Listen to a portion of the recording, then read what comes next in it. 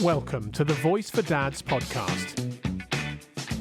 And welcome, guys, to this episode of Voice for Dads. We are joined today by Stephen, who's already done a podcast, so we are doing a revisit. Hi, Stephen. Hi, Scott. How are you? I'm good, mate. We've got Gary here as well. And Gary. Hi, Scott. And Michael, our producer. Hello. Hey, Michael. This is our first revisit podcast, so should be interesting. Thank you. You know the score. Yes. So I did my first podcast, I think it must have been about October, November time last year. I think it was, yeah. Mm-hmm. It got a lot of listens. It's currently at 620 listens on YouTube. Just on YouTube, yep. Got a lot of interesting feedback from that podcast directly. I had people stop me in the street. I had people phoning and emailing my work. Folk messaging me directly through Facebook, etc., just expressing that they too have been through exactly the same as I've been through, pretty much to the T.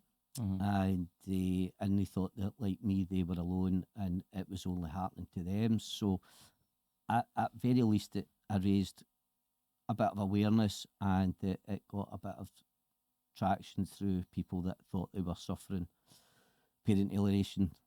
And it was just then that it was all happening to the point of all the things that was described on that podcast.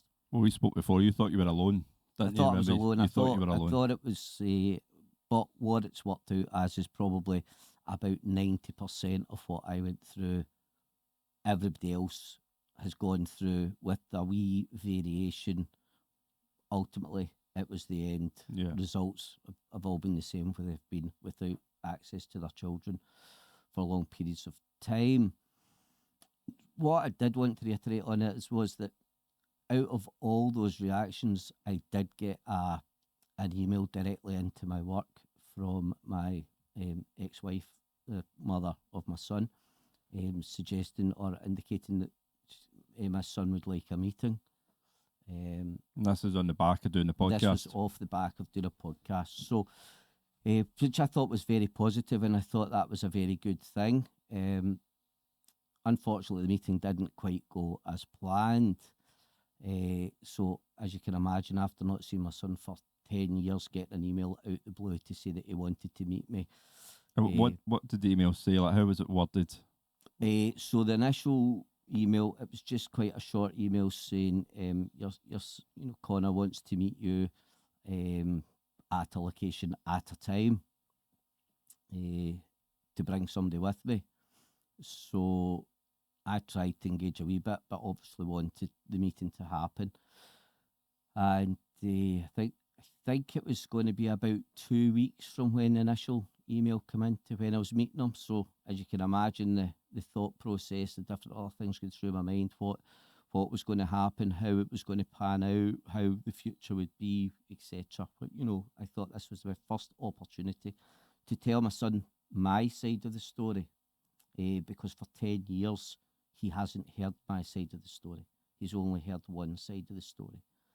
So I thought this was at very least my opportunity to tell him, my side of the story and answer any questions that he may have of me. Wasn't sure how it was going to go. Just trying to be a bit positive about it and hoping that it would result in being able to build some form of relationship with him and, try and move forward. So the meeting point was also the meeting time was quite significant because it was the week before. I was to meet him the week before his 18th birthday. Right, okay. So I was quite excited about all of that. And I went along to the meeting, and I took advice on who best to take to that meeting, spoke to a few different people, got some advice on who best to take to the meeting. So we kind of, it all fell back on take your dad, because he had a good relationship with his grandson for the first 8 years of having a life together. Right. So I took my dad to the meeting. Now my dad's he just turned 79. So my dad and I went along to the meeting. It was to be in a public place, so we went along to that meeting.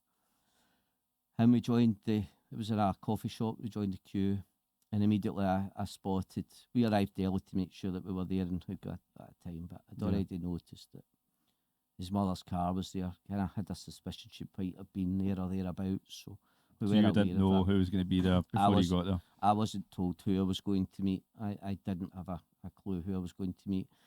I thought it would be somebody fairly independent. I had a suspicion that his mother and partner, husband, would be in the area just in case. So I was aware of that situation. So as soon as I pulled into the car park, I did see their car. So my dad and I went to join the queue to get a coffee. We had tried to turn up early so as we could be seated waiting, but they also had obviously had a similar idea. So stood in the queue.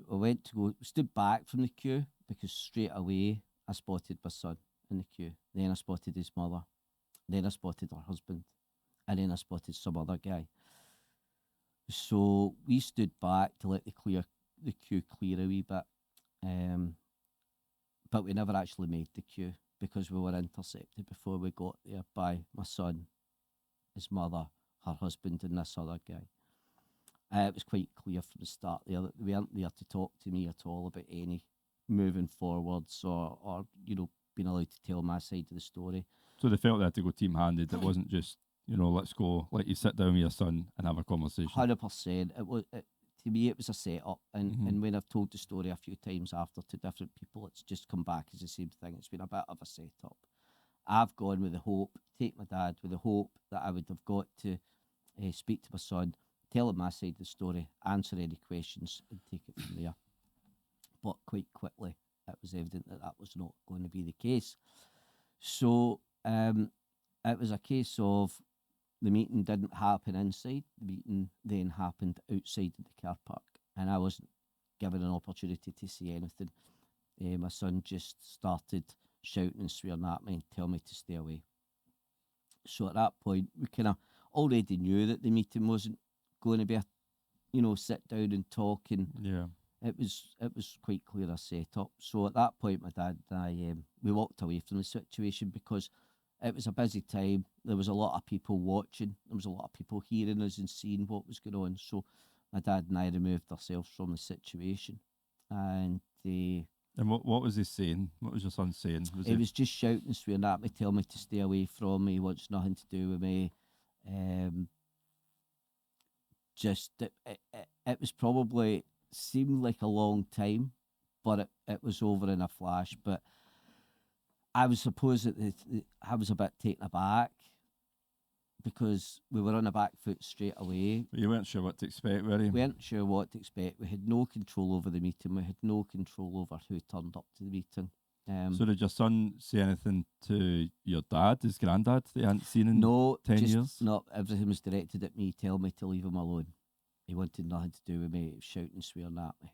So no acknowledgement of his granddad. Do you think he recognised him?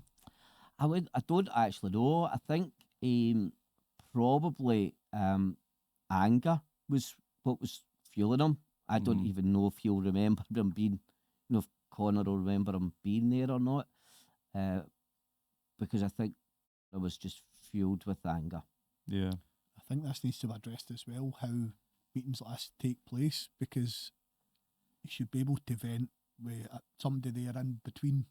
Well, that's what we're saying, just have a discussion. I have a mediation.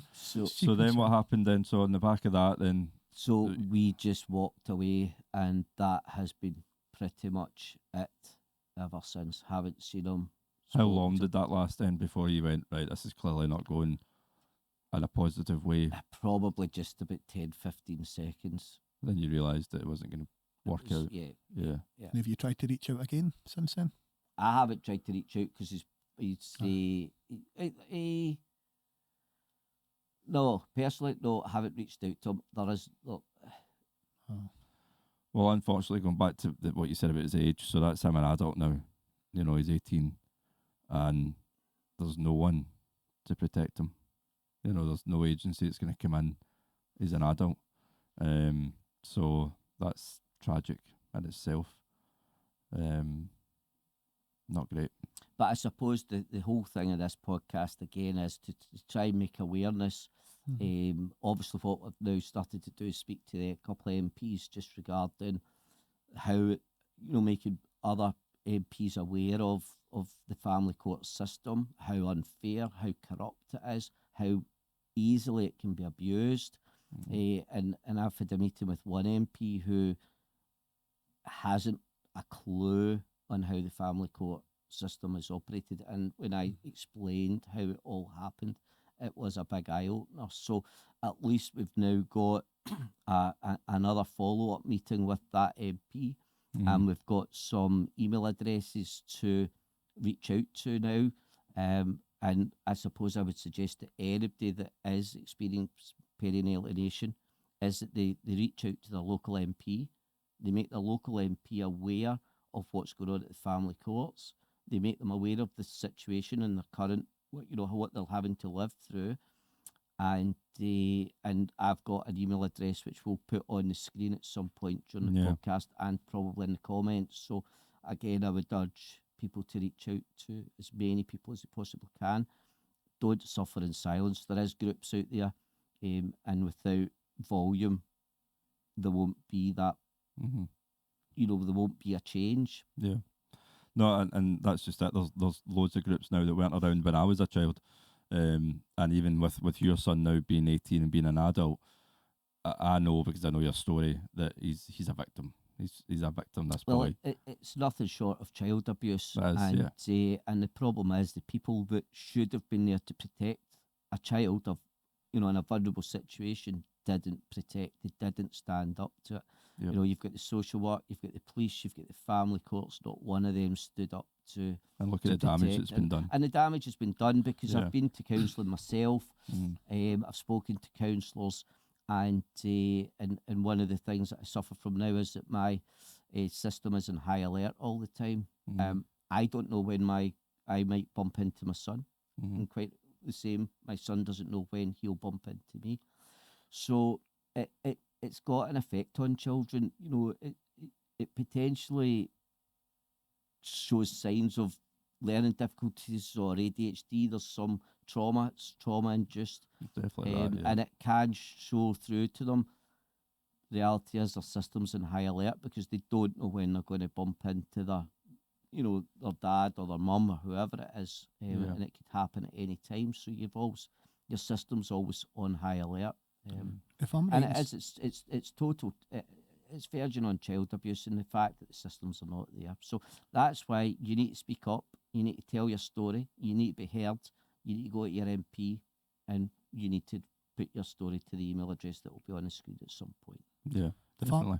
If I'm right in saying as well, was your case when your son admitted to parent alienation for their side, that his mum was telling him to say the stuff? Aye, that's right. Yeah, we touched on that in your last one. So Yeah. I did, yeah. Was anybody ever held accountable for not acting on that? No, aware never. of, no. No. I know, and I spoke about this, so I did. The fact that they could still go back now and look, as I made it public that I've been to the police already about reporting my own mum for what I went through and the failings that the people around me did when I was a child. Yeah. And that's the thing, with your son being 18, I remember being his age, and I remember clear as day having this anger towards my dad, not knowing why. Some would say, why are you angry? Don't know. Just because I want to please my mum.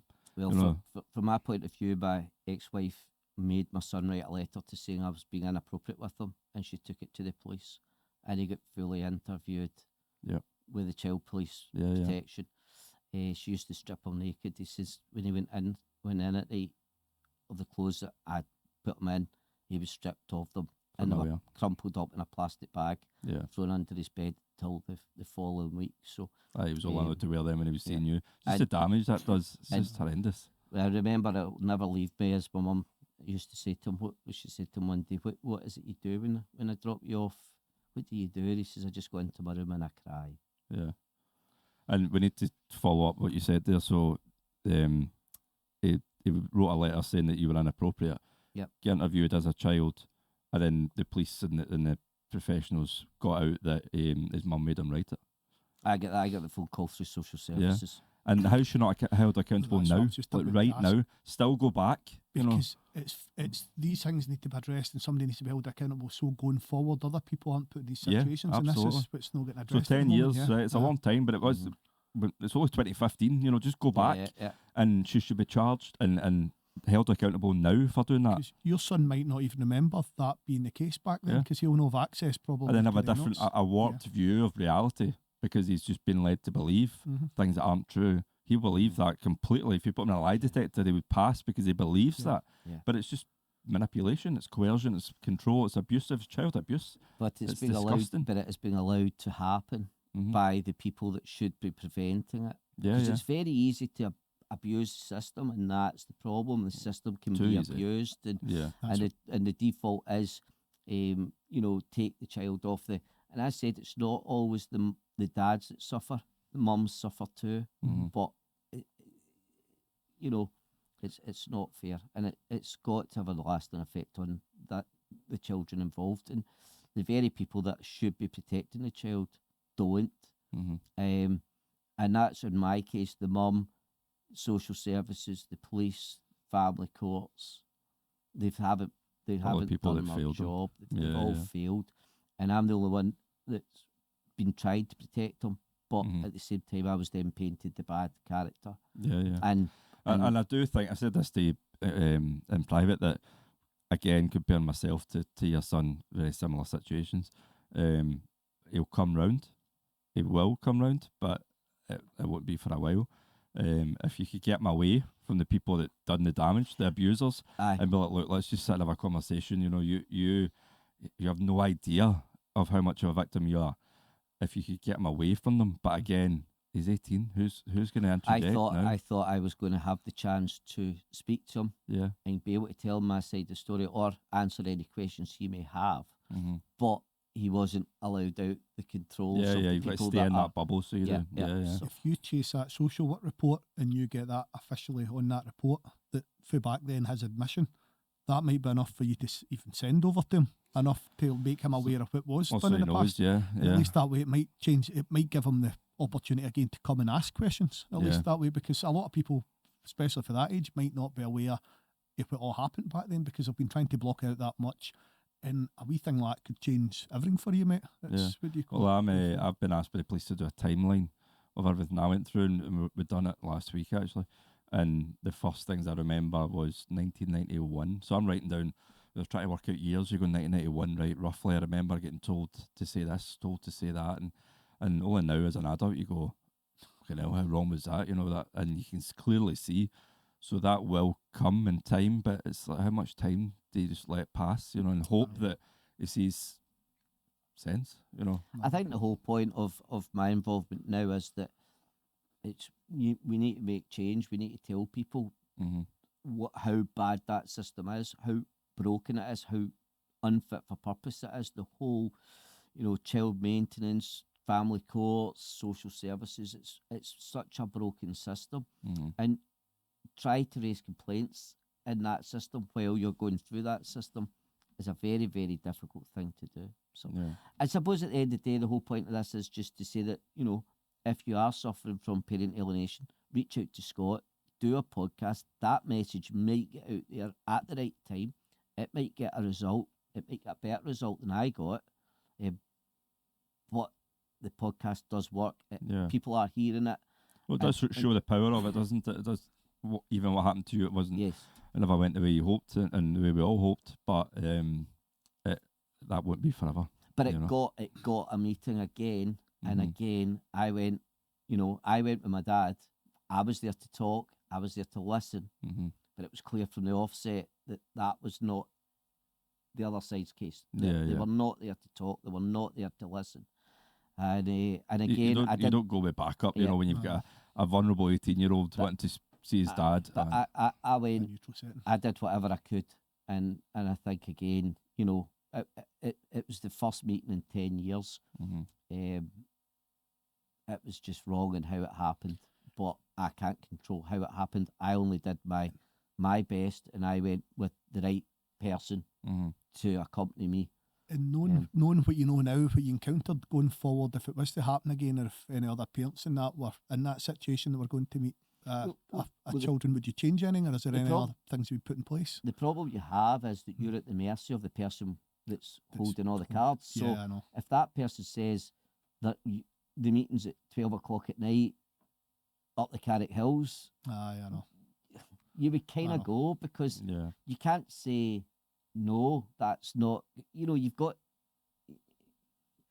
If you say no, you're not going. That's going to be used against you. So you've got to. But would you recommend You've just got to go with it. like a mediator or something in to Again, yes, aye, be maybe. impartial to both sides of the story? But the thing is, intervene? that's fine if you're in a situation where somebody's where the other side want to talk. If the other side is not in a position where they want to talk, they ain't going to go to a mediator. But if somebody's And going in they- there hostile, it might be enough for somebody else, an independent person, to sit and tell them Again, to but yeah, no, keep you're them- keep them relying on right, both yeah. sides I being know. adult about it, aren't you? Exactly, And 100%. putting the child first, and when you And- don't have that, then you're on the back foot. You've got to go with it. You don't have the ability to dictate. Or I didn't feel I had the ability Yeah. to dictate. I did suggest that Dobie's, that 1 o'clock or whatever, 1:30 was not necessarily the best environment to go for it, but I Yeah, I know. didn't get an option. Yeah. I didn't get an option, so had to go. So, in hindsight, was it the right thing to do? Well, you don't know, do You you? don't know. Because Mhm. I didn't have that choice of changing the venue, changing the day, changing the time. I Yeah. had to go with it. Go to take And in every my chance. opinion, it was not the right venue. It was not the right time. It was not the right location, and the right people weren't there. Yeah. But I didn't have a say. Yeah. All I could do was go with the best tools I could Mhm. to try and make a bad situation good, and that was to take my dad. It wasn't to take some big burly guy and try and intimidate them.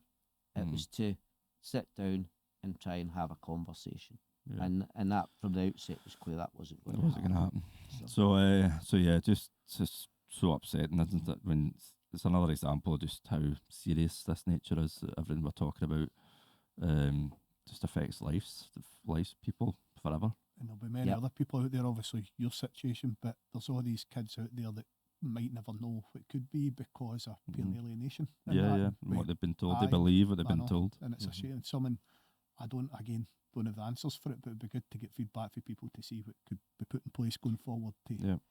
Hey, Help us, huh? things will come good for most people, but not all people. But things will come good for a lot of people. And all you can ever do is just try and do the right thing, Yeah. because eventually, you might get that break where that person does reach out to you. But, Mhm.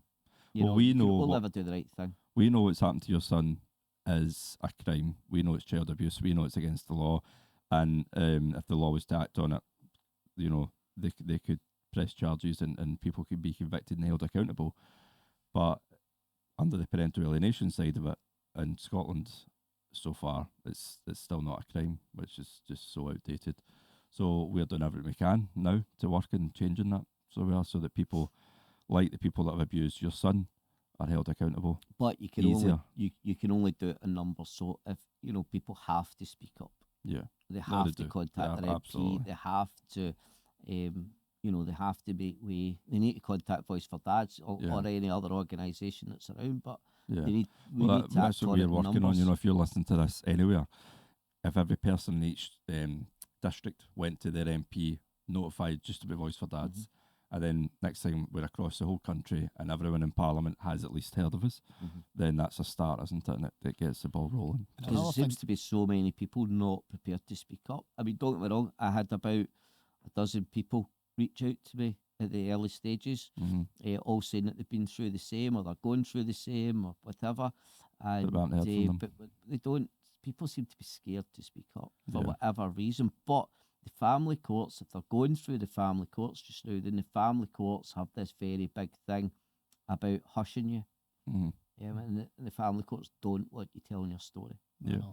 we know that. We spoke about it earlier. Yeah. Another thing the listeners and that could do, there's a lot of people out there that want to speak up but don't have the confidence in that. But what they could do is, with MPs and stuff, is tag these podcasts, if they can relate or anything, to get the word out there, to get the MPs listening. Mhm. Share it, get the Aye, so they're tagged in. silently working away in the background. Aye, Yeah. even just an the MPs, councils and stuff, Yeah, just yeah. to make them aware. Because if they're Mhm. getting tagged in and stuff, and that, at least it gives it a bit kind of Yeah. room to play. But yeah, no, thanks for coming on again, Stephen. No problem It's- at all. Just wanted to keep this one a bit short and sweet. I know the Yeah. last one dragged on a wee bit longer, but people did listen to it. People did take some information out of it, and You know, We if did. We can need to get our help. stats actually, because we aren't just on YouTube or on video format, but we're on all the podcast platforms in audio. So we need to start getting stats about how many people are actually listening. But yeah, spread the word. We just carry on. We carry on being as noisy as we can. Exactly. Absolutely. Hoping That's things it. change for the We will not be silenced. There's a soundbite right there. Right. Anything else? That's all from me. Thank you. Cool, guys. Thank All you good, very aye. much. No problem Thank you, at all. guys. Thanks for Stephen, having us Michael. on. All right. Thank you. Thank you. Thank you.